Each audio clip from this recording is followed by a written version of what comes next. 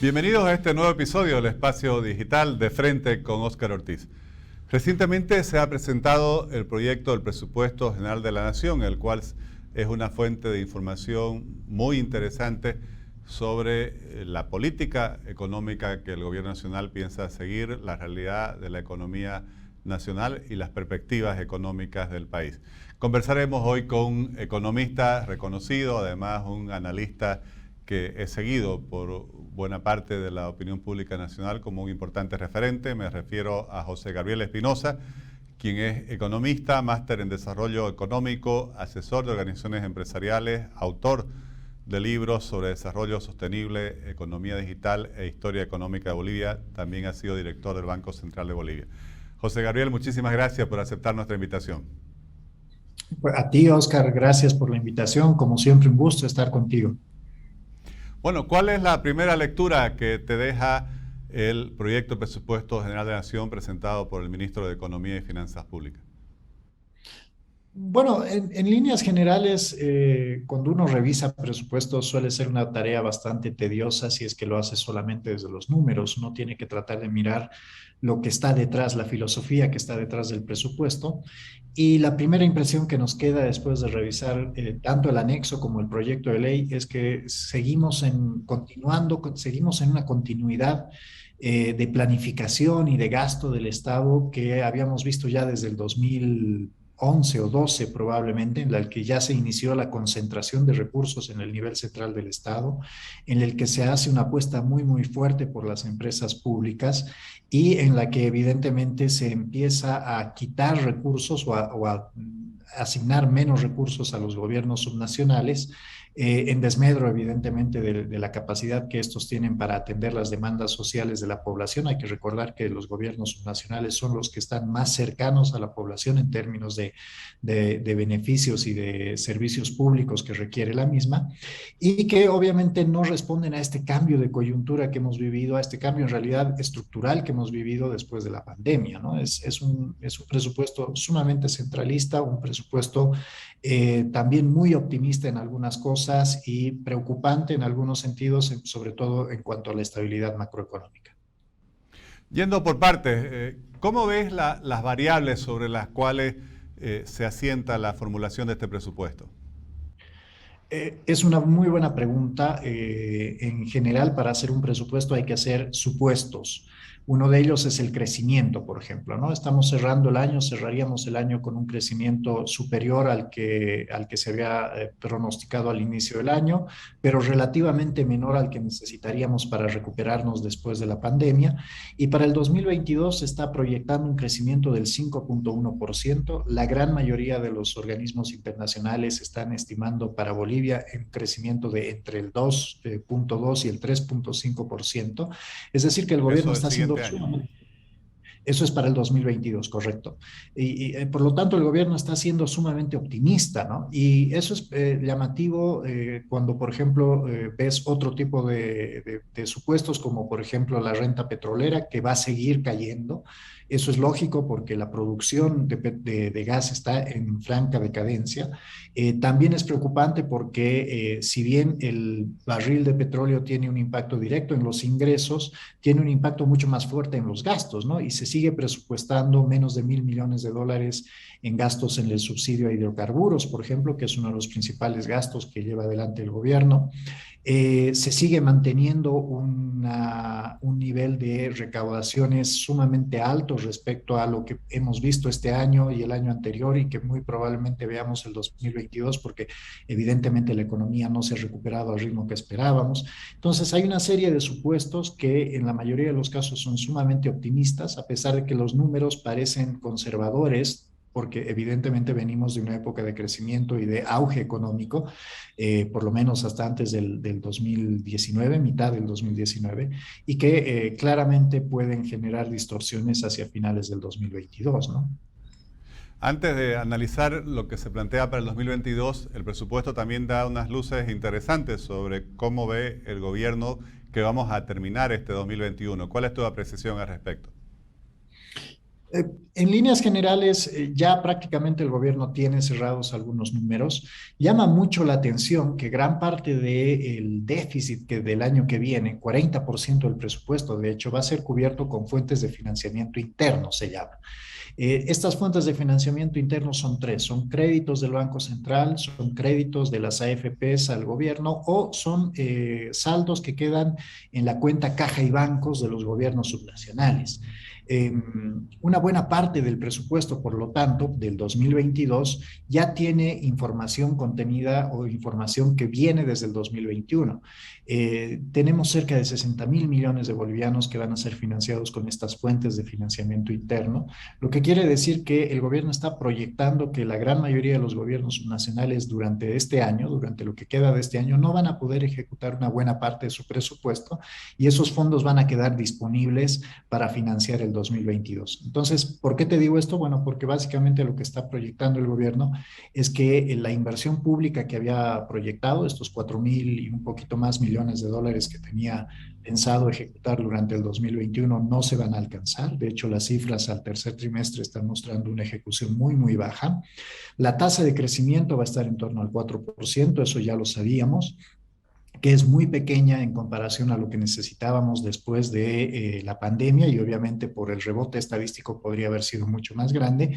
Algo que llama mucho la atención es que seguimos pensando en que la inflación va a cerrar por encima del 1, 1,5% cuando estamos hoy día en torno al 0,7%.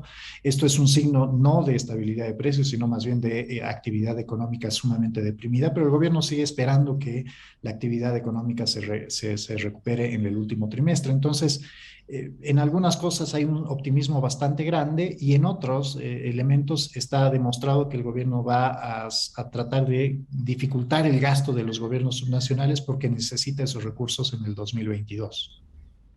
Bueno, y ahora sí, yendo al 2022, ya mencionaste algo, pero ¿cómo ves las metas para el 2022? Como te decía, en términos de crecimiento, son, creo, muy optimistas. Estamos pensando en un crecimiento del 5,1%. De nuevo, a partir de una cantidad de gasto público sumamente grande. Para que se dé una idea a la gente, el presupuesto general del Estado alcanza cerca al 90% del PIB de Bolivia, ¿no? Esto, si uno lo compara, por ejemplo, con el caso de Uruguay, Paraguay o Chile, donde apenas se llega al 50%, es una cifra descomunal. Si a eso le agregan el hecho de que más del 85% del presupuesto sigue en manos del nivel central del Estado o de las empresas públicas, significa que, claro, se está concentrando demasiado los recursos, se está concentrando demasiado el esfuerzo del Estado en una sola fuente o en un solo actor de la economía. Preocupa mucho la asignación a los gobiernos subnacionales. Menos del 9% de los recursos están en manos de los municipios. Hay que pensar que durante el 2022 la economía ya debería abrirse prácticamente en su totalidad. Una buena parte de la recuperación o de la falta de recuperación se explica básicamente porque los niños no han vuelto al colegio y esto tiene que ver básicamente con necesidades de inversión que tienen que llevar adelante los municipios y las gobernaciones, ¿no? Sobre todo los municipios. Y en términos de salud, las demandas de salud se han vuelto mucho más grandes y gran parte de las necesidades de salud también son atendidas por municipios o gobernaciones. Entonces, se reducen los recursos disponibles para aquellos gobiernos que tienen que atender las demandas que van a ser más fuertes durante el 2022. La inflación está pensada por encima del 2%, eso es algo también muy llamativo. Bolivia ha venido teniendo cifras de inflación sumamente bajas, básicamente por dos factores.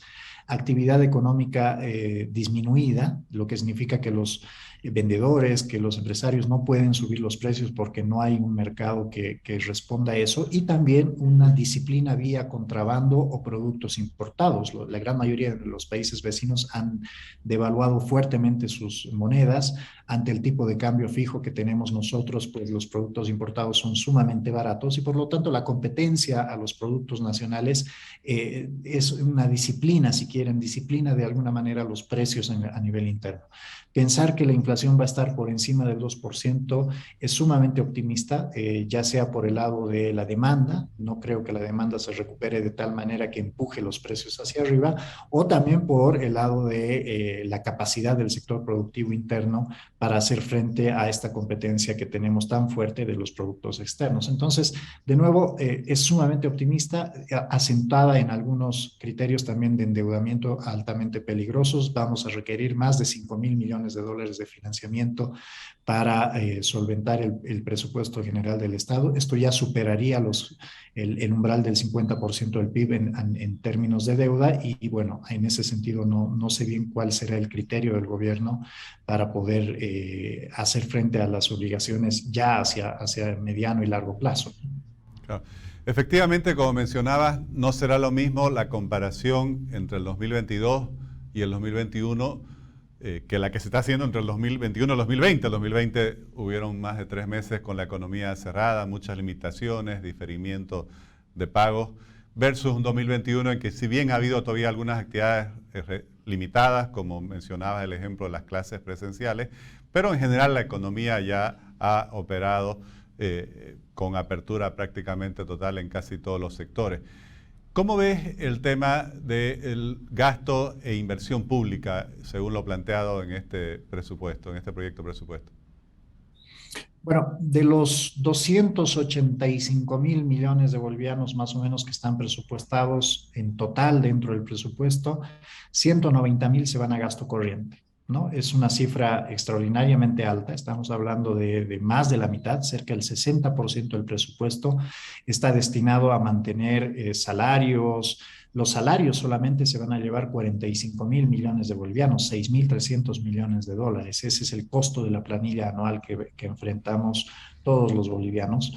A eso hay que agregarle más de 58.000 millones de bolivianos en gastos corrientes, la gasolina, los vehículos que utiliza el sector público, el papel, todo lo que es material para el funcionamiento del Estado. Entonces, fíjense ustedes que estamos proyectando una inversión pública de cerca de 36.000 millones de bolivianos, 5.000 millones de dólares, y en contrapartida, para poder solventar o para poder llevar adelante esa inversión pública, que parece una cifra grande, necesitamos prácticamente 4 veces más en gastos corrientes. Es decir, por cada peso, por cada boliviano que vamos a invertir, entre comillas, vamos a necesitar gastar 4 bolivianos en costos administrativos. Entonces hay un desbalance bastante grande y obviamente una expresión bastante fuerte de ineficiencia en el gasto público.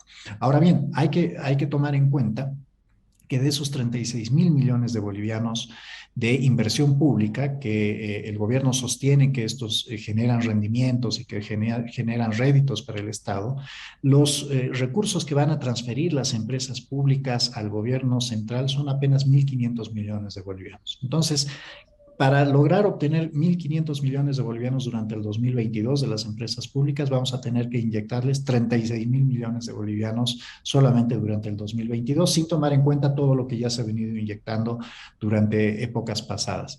¿A qué voy con todo esto? Bueno, básicamente que hay un serio desbalance en el presupuesto en términos de eficiencia. Se necesita mucho dinero en términos administrativos para poder administrar muy poca inversión, a pesar de que parece una cifra grande, y esa inversión, además de eso, genera muy poca rentabilidad, apenas 1.500 millones de bolivianos contra 36.000 que se van a necesitar durante el 2022. Entonces, de nuevo, este es un problema muy serio. Si le agregamos a eso el fuerte control que se tiene dentro del nivel central del Estado del presupuesto, pues lo que tenemos es un problema, además de eso, de distribución también muy complicado, ¿no? Este presupuesto general de la Nación planteado para el año 2022 todavía prevé un déficit muy importante, primero para este año, el 2021, con 9.7% y para el próximo año de alrededor del 8%. ¿Cómo el presupuesto está planteando financiar este déficit? Bueno, una buena parte del déficit va a ser financiado con endeudamiento externo. Se está pensando, como te dije, cerca de 5.300 millones de dólares de endeudamiento externo, 2.000 van a ir a cubrir inversión pública, pero algo que no ha dicho el ministro es que cerca de 8.000 millones de bolivianos del déficit fiscal en gasto corriente va a ser financiado con endeudamiento externo. Entonces estamos hablando de cerca de 1.200 millones de dólares que van a ir a cubrir una parte del déficit.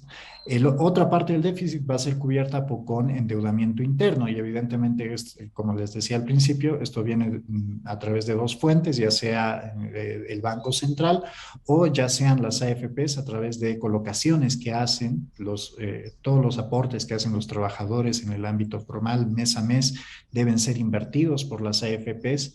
Prácticamente la normativa obliga a las AFPs a invertir en bonos seguros, que son los bonos que emite el Estado. Entonces, van a ser financiados tanto por nosotros, por los trabajadores, como por endeudamiento externo y esperemos que en menor medida por el Banco Central, aunque el presupuesto no especifica la cuantía de estos financiamientos. Ahora, ¿qué tan realista ves eso, José Gabriel? Porque, por ejemplo, para el 2021 también se había previsto un financiamiento externo importante que al final no se concretó. ¿Ves condiciones de que el próximo año se vaya a conseguir más de 5.000 millones de dólares de financiamiento externo? O, si se lo consigue, ¿cómo estaría el costo de ese financiamiento? Mira, ese es un gran tema para discutir. Durante el 2021, la cifra de endeudamiento externo estaba también en torno a los 5.000 millones, un poquito más.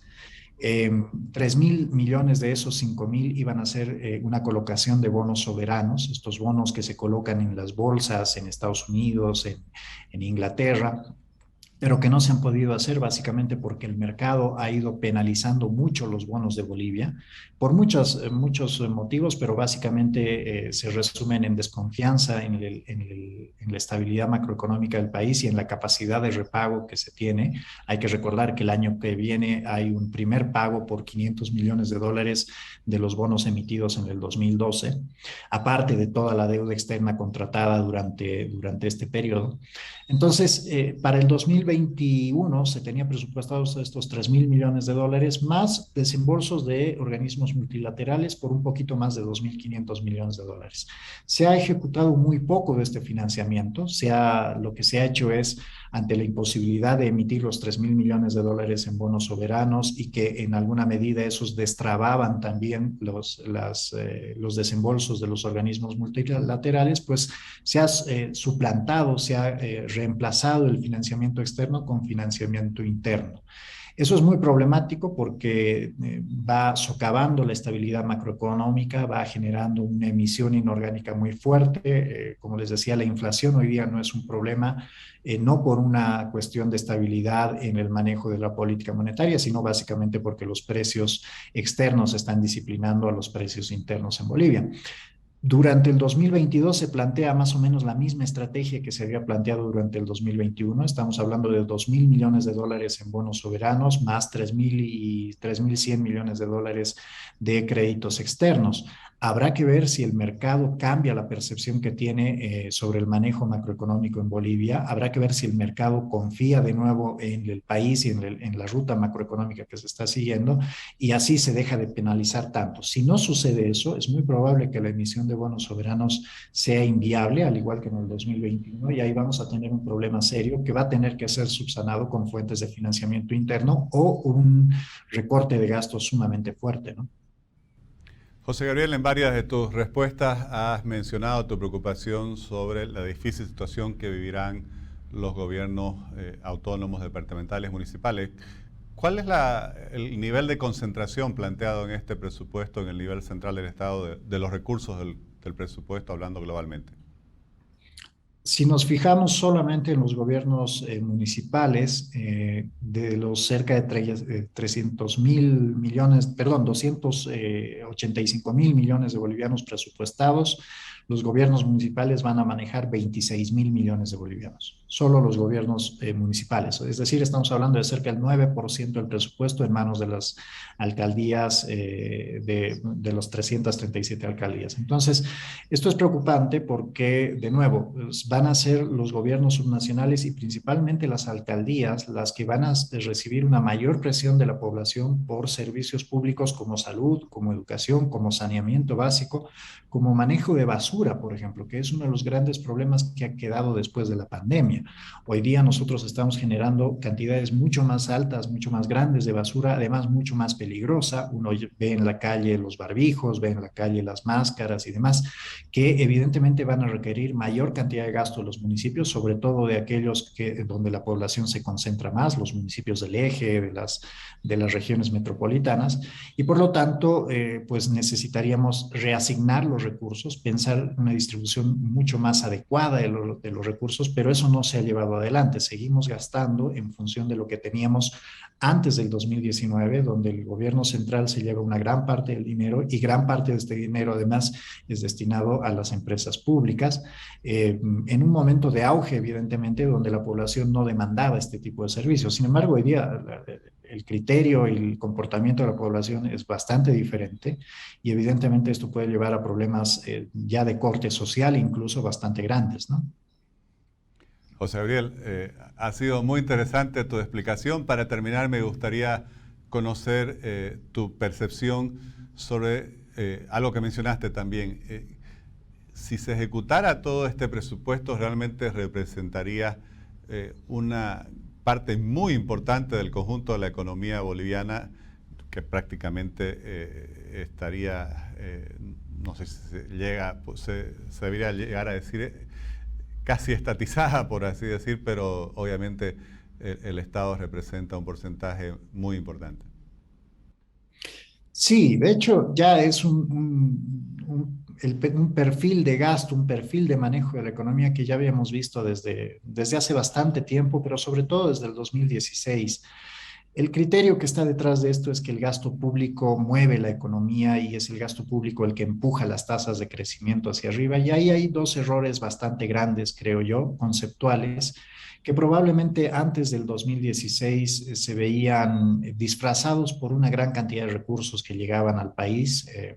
No solamente por rentas del gas, sino porque las exportaciones de los productos agroindustriales también estaban bien, minerales y demás.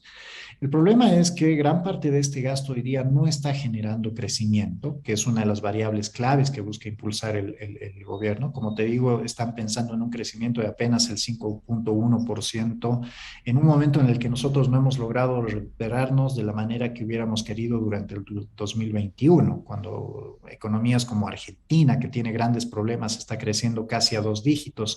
Chile durante el primer semestre ha crecido al 23%, Colombia lo hace por encima del 20%, Bolivia ha logrado una tasa de crecimiento de apenas del 9.7% en el primer semestre. Entonces, realmente el ritmo de crecimiento no está ya vinculado a los esfuerzos del gobierno central, sobre todo, que eso es lo que representa el presupuesto general del Estado. Y el otro gran problema tiene que ver con que la sostenibilidad de este presupuesto ya no está solamente vinculada a las rentas hidrocarburíferas. Cuando uno mira los datos, resulta que gran parte del presupuesto hoy día está sostenida por deuda, ya sea interna o externa, o por recaudación interna, ¿no? Estamos preveyendo que la recaudación interna va a crecer un 15%, pero que las recaudaciones por rentas y de hidrocarburos van a caer un 11%. Esto significa que el esfuerzo que van a tener que hacer aquellos contribuyentes que están capturados ya en el sistema va a ser mucho más grande, porque evidentemente no vamos a expandir la base tributaria en un año de una manera tan fuerte y tan rápida. Entonces, en resumen, si seguimos con este perfil de gasto que se refleja en el presupuesto, vamos a seguir cargando las tintas sobre aquellos pocos contribuyentes que cada día ven más difícil su actividad económica, o vamos a seguir endeudando al Estado de una manera muy, muy grande para que este gaste en 2 o 3 cosas que son básicamente empresas públicas o gasto del gobierno central, y nos estamos olvidando de aquello importante que ha quedado evidente después de la pandemia. Hay muchos déficits estructurales, hay una ausencia de servicios públicos de calidad, sobre todo en salud y en educación,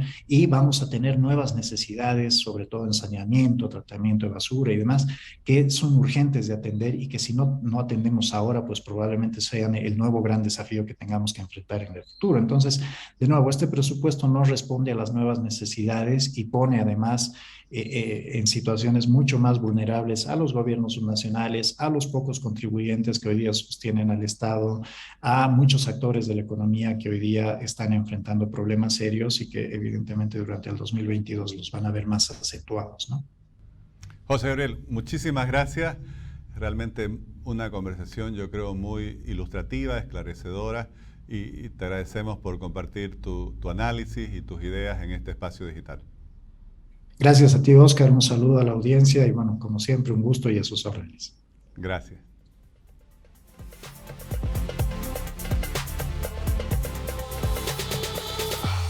El presupuesto general de la Nación en nuestro país y en todos los países en realidad debiera marcar un hito en el debate económico sobre el estado de la economía de una nación. En este presupuesto que se plantea para el año 2022, obviamente hay información muy interesante, pero sobre todo se marca una orientación sobre la política económica que se va a seguir. A mí me preocupa mucho que continuemos apostando a reactivar la economía exclusivamente en función de un gasto público financiado por deuda. Soy pesimista sobre la expectativa que tiene el presupuesto de la Nación de que buena parte de esta deuda se va a financiar con recursos externos. Este año no se lo pudo lograr y creo que el siguiente año va a ser muy difícil. Sé que hoy en el mundo, en muchas naciones, hay economistas que dicen que el déficit no importa y que se puede financiar indefinidamente la economía con déficit público. Me parece que eso es como desafiar la ley de la gravedad. Las leyes económicas a lo largo de los siglos han demostrado que al final terminan imponiéndose en la realidad por sobre las aspiraciones o proyecciones políticas de quienes gobiernan. Les agradezco por habernos seguido en este nuevo episodio del Espacio Digital de Frente con Óscar Ortiz.